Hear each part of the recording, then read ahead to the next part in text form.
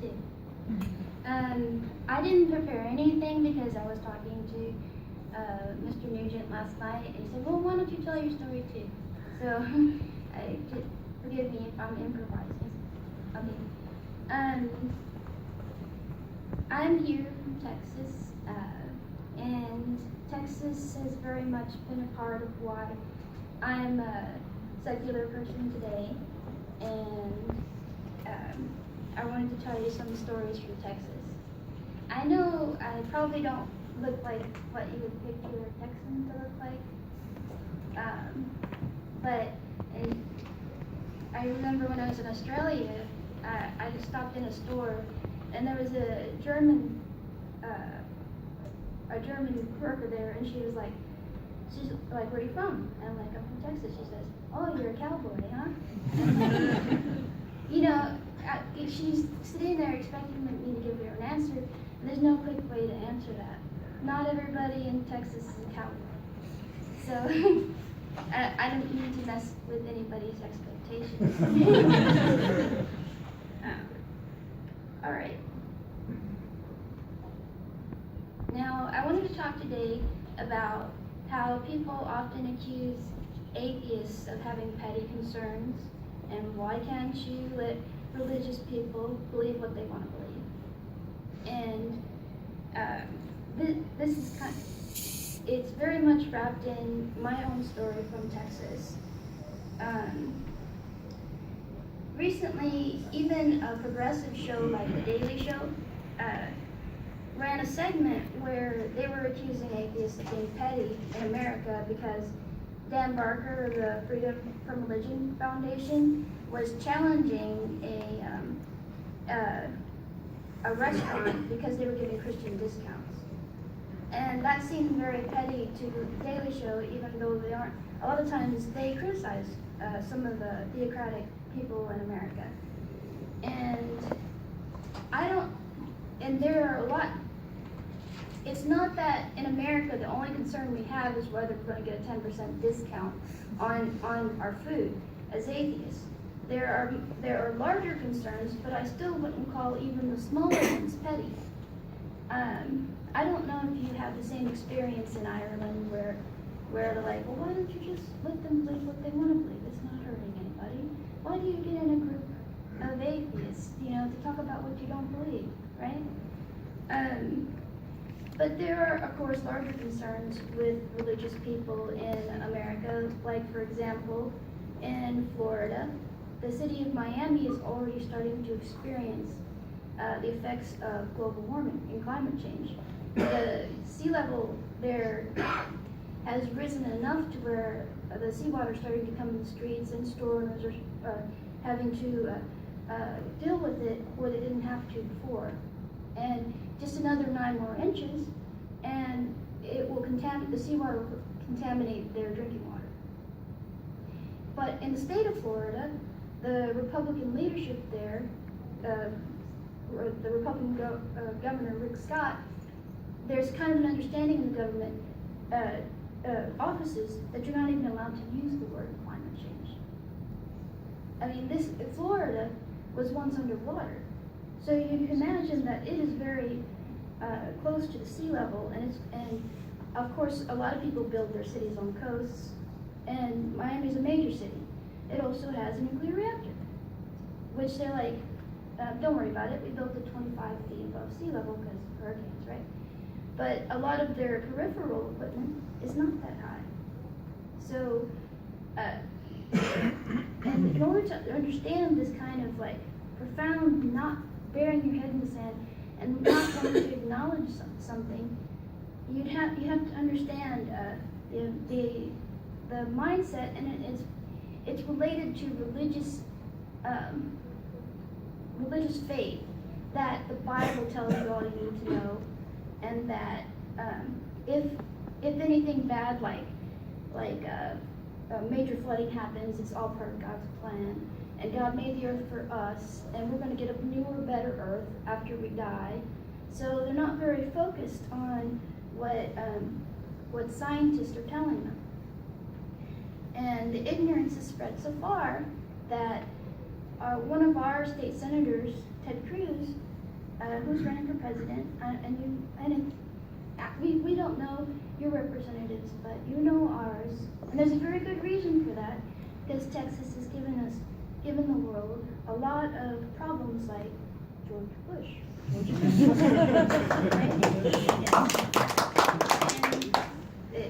So Texas is all of the bad things that you think about it. It is. And there's a lot of good in Texas too. There are a lot of good people. There are these 4 cities with populations in the millions.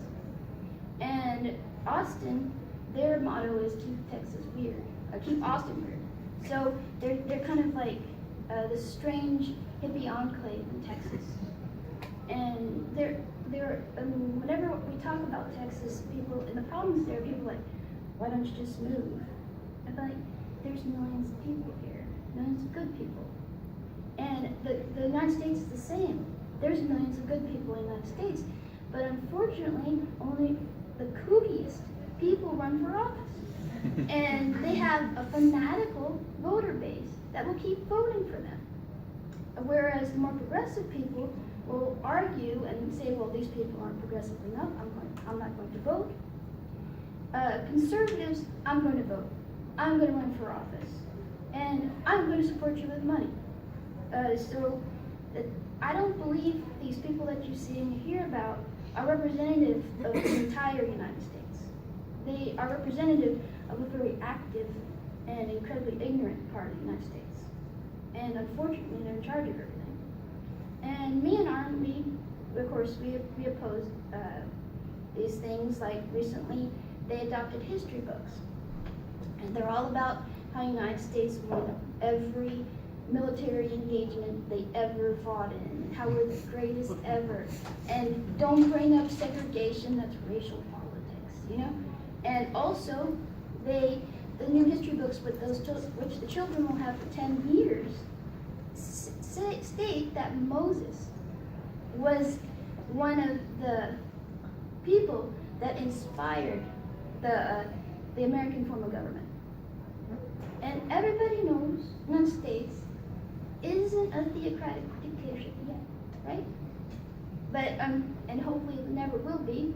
But I can tell you practically, in a lot of parts of the United States, it is basically a theocracy, which I think you understand here in Ireland. In Australia, I was like, I wish we could be where you're at, where religion is passé. But then there too, they have creeping theocracy. They have religious classes in their schools now. Their problem is apathy and getting people to understand that religion is a problem. And again, I'm talking to you about how concerns about religion aren't petty, and religion is causing actual real harm. I mean, I don't consider any of the small or the large problems petty. I just consider them problems. And anyways, I grew up in a suburb of Houston, Texas, where my parents were divorced. My mother is Vietnamese ancestry, and my father is white American ancestry. And they met during the Vietnam War, and I was born, and they moved us to Texas. This part of Texas gave us some of the most fundamentalist school board members that you probably heard about in movies like The Revisionists. Terry Leo, Don McElroy, who said that a lot of stupid things, but he said that we have to stand up to the experts. Yeah, and on the English curriculum, he said that we don't need multicultural English curriculum because the only Chinese you need to know is chow mein, which isn't really Chinese. So I know it sounds astounding, but these people do exist, and they are these children. The history books I'm talking about, they were adopted, and the children are stuck with those books for 10 years, learning about how maybe Jesus isn't talked about that much, but some of maybe his principles are in our government, and they ignore the Enlightenment and they oversell the Protestant Reformation. That they credit the Protestant Reformation as where our ideals that created America came from. But anyways, I grew up, my dad was a Southern Baptist and my mother was Catholic. And when I say Catholic, in America, it might be different here. A lot of people think of the liberal Catholics or cafeteria Catholics. They believe some things, not others, and some people are to the extent where they're cultural Catholics, where they don't go except for maybe Easter to the services. But I grew up as a Vietnamese Catholic, so that was fundamentalist Catholic. I even lived with nuns, and whenever, and I don't mean to make anybody uncomfortable, but whenever they beat us, they would say, their thinking was that they were instilling in us a fear of God. And I don't know if you can, maybe even though it's from a different culture, it's the same religion, I grew up with a sense of guilt, that there was something wrong with me, because original sin, and I was filthy rags, and I was lucky if God saved me.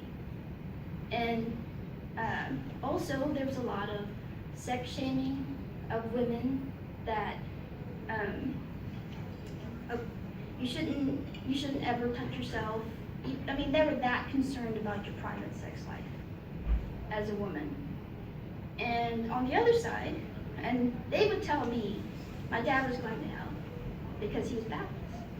And on the other side, the Southern Baptists would tell me the Catholics were going to hell because they're Mary worshipers. And it's an idol.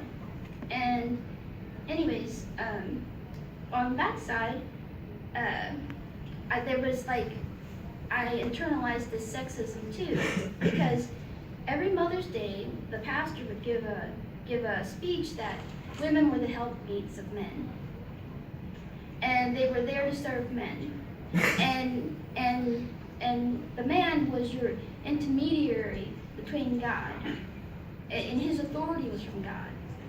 So I grew up with all of these wrong-headed,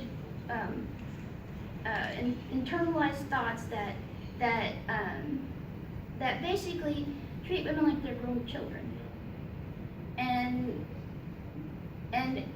I was homeschooling my children in Houston, Texas, and I went on to a forum called Christian Forums because I was with kids all the time, and I would talk to some adults. So I go to the Creation Evolution Forum, and Arn was there, and other atheists, and they were trying to convince everybody about the truth of evolution. And I was like an older creationist, because from the pulpit, the Southern Baptists were always mocking evolution, and I'm like, to me, it was like how only silly people believe that. And I even told my brother, who was farther along than me because he went to a college in the northeast of the United States, that, well, if we came from monkeys, why are they still monkeys? I'm embarrassed about that. But I had such a piss poor science education growing up in Texas that I didn't understand something as fundamental as that. And I argued with the people there because I didn't understand evolution. And over time, debating it, I understood it more and more. And as I understood it more and more, I went from old Earth creationist to theistic evolutionist, and then to deist. And then I started to realize, wait a minute, the myths in Genesis are no different than the myths everywhere else. They are all trying to explain the natural world using stories with gods. And why didn't I see that before? And it just dawned on me. And then I had a nightmare that Jesus came to me, and it was like bright, shiny Jesus. The one that's so bright and shiny, it's terrifying, like you can't even look at it. because it's too bright. You know, it hurts your eyes. And he said, if you deny me before men, I'm going to deny you before my Father. So he was threatening me, even though bright, shiny Jesus, he was threatening me. And that was when I realized that I was an atheist.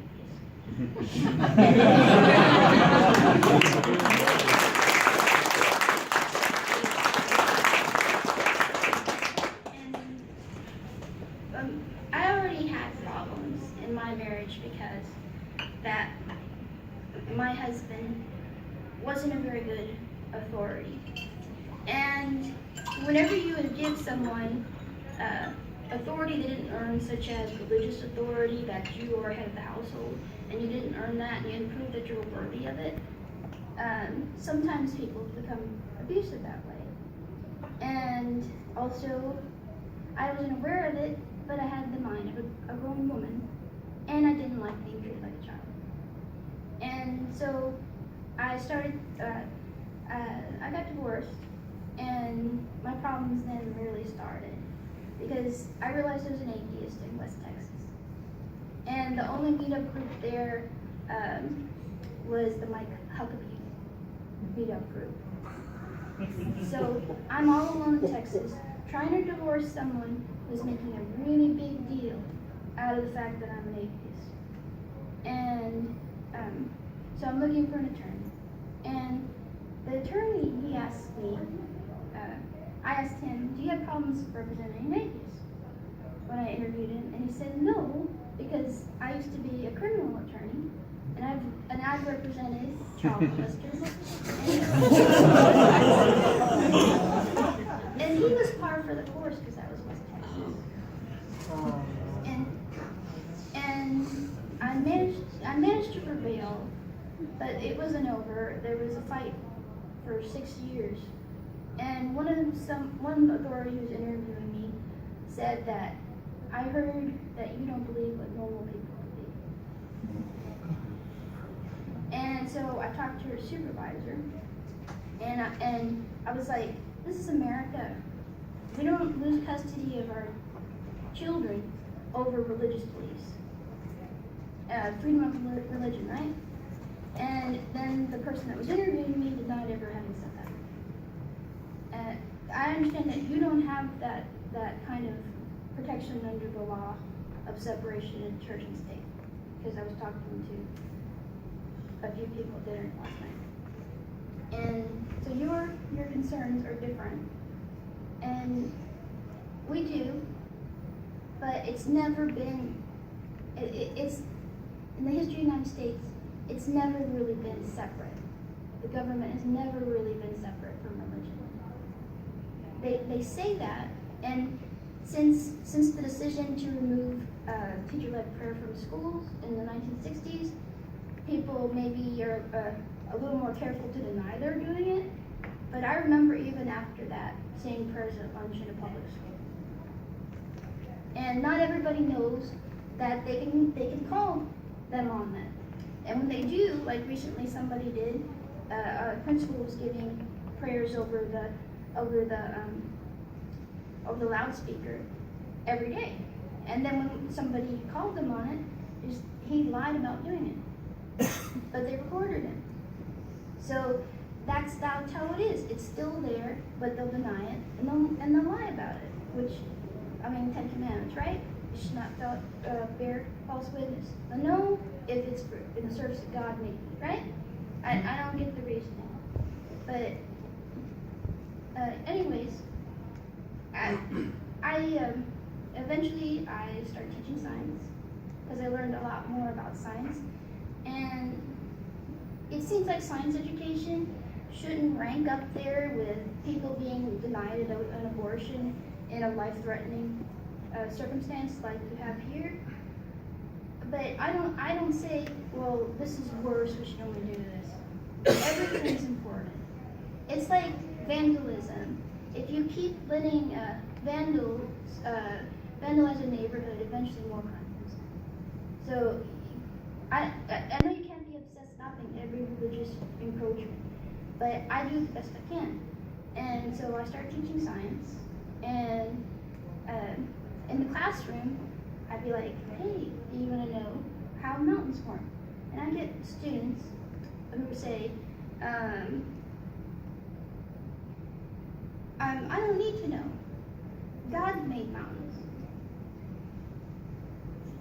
So I'm flabbergasted at this because it's a fascinating process. And that's the harm there. It's not petty. It closes children's minds. It makes them curious. It's a lot of children. I mean, I don't mean to generalize about every religious household, but in my experience, it makes a lot of children and adults curious. So I just don't teach science. I started to realize after listening to creationist arguments over and over again, maybe some that I had made when I was ignorant, that there's a really basic misunderstanding of science here. If you don't understand why are there still monkeys, why are there still wolves and we have dogs, right? You don't understand this, then you missed a very basic and required part of the science curriculum covering evolution. So I also write living science videos with Farm for people who want to maybe learn about things that they didn't, and also for people to use in classrooms to introduce their science lessons. And let me see where is it?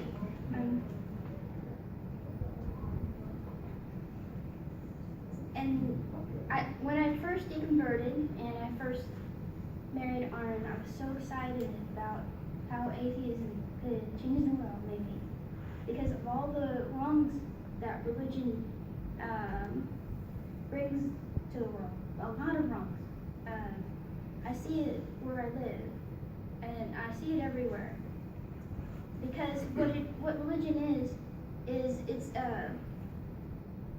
it's authority, it's uber authority that's unearned and unquestioned. I get the feeling the Catholic Church here thinks that they own public education.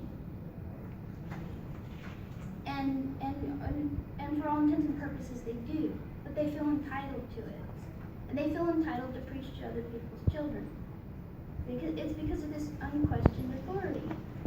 And they also interfere in people's lives, just like they do at home. And at home they're messing up even the world big time, because our climate change problems are the world's climate change problems. And not just climate change, or science denial. In Texas, there used to be 44 abortion clinics. And Texas is a state that's huge. It's about the size of Western Europe. And it has over 20 million people that live there. And there were 44 abortion clinics, but because of laws by religious fundamentalists, now there's 7. And there's none on the southern border of Texas anymore. Millions of women that have to drive 6 hours to go to an abortion clinic. And the people on the border a lot of times are hardworking people that can't get the time off of work or round up the money to, and they're trying to also impose waiting periods. So then they would have to pay for a hotel stay after they had that, and they just don't have the means. So it reminds me sort of how in Ireland, if you have the means, you can go to England if you really need an abortion. And well, that's good for if you have the means, but a lot of people don't have the means, and the ones who don't are going to get or who need them the most, because they need to plan when they're going to be parents. And maybe if they could delay parenthood, they could better take care of their children that they do have. And we just have these meddling politicians that are so concerned about what a woman does with her own body, and we get all of these bills on that all the time. Yet Texas and the United States has bridges that need to be fixed. One of them failed, and we don't focus on what government should be doing. We focus on what people are doing in their bedroom. Like in Florida, They had their law that said that gay people can't adopt children struck down by the Justice Department. And now they're trying to make another law that says the conscience of child placement agencies law. So if you're religious and it's against your conscience for gay people to adopt children, you would say no. And this little boy, he got up there to testify. He was like a little 8-year-old boy, and he said that when the social services found him and his brother, that his 4-year-old brother was begging for food for his 1-year-old brother and changing his diapers because the parents weren't active. And they placed them with a gay couple, and he said he had 2 dads. But then the agency decided, well, it's not right for a gay couple to have children, and they split the boys up because the older brother they thought was too old to adopt. So not only did they they take this loving family away from him, they took his brother away from him too, all so that they wouldn't be with a gay couple. And the little boy was trying so hard to testify. Then it was up.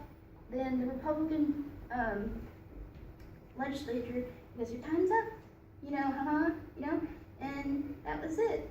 He could have given him more time to speak, but he didn't. Because to me, what these modern politicians, theocratic politicians, are like, they're like the Pharisees in the Bible. They're always nitpicking the law, and like I had to quote the Bible. Jesus said not that Jesus.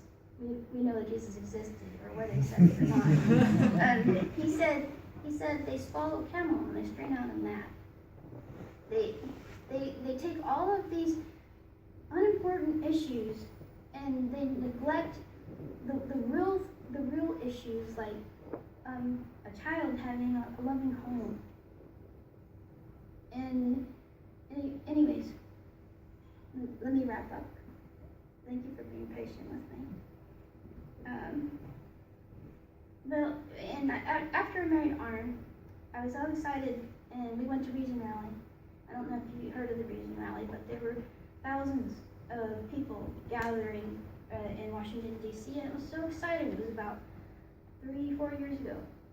And we knew all these people from YouTube and all over the secular American community.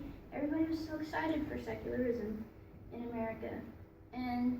But what I've learned since is that atheism isn't going to solve the world's problems by itself either. Because I've had atheists lecture me on how maybe it's a woman's fault if they get raped and stuff like that. People whose opinions I otherwise respect on what matters, not just anonymous online trolls. So I think, and so what I would challenge people to do is also, in addition to being an atheist, examine some of these harmful cultural ideas that we come up with, and also be secular humans and care about human beings. And that doesn't mean that we only care about the major things. That means that we care about each other and stopping religious privilege and overreach in all things that we can. So thank you.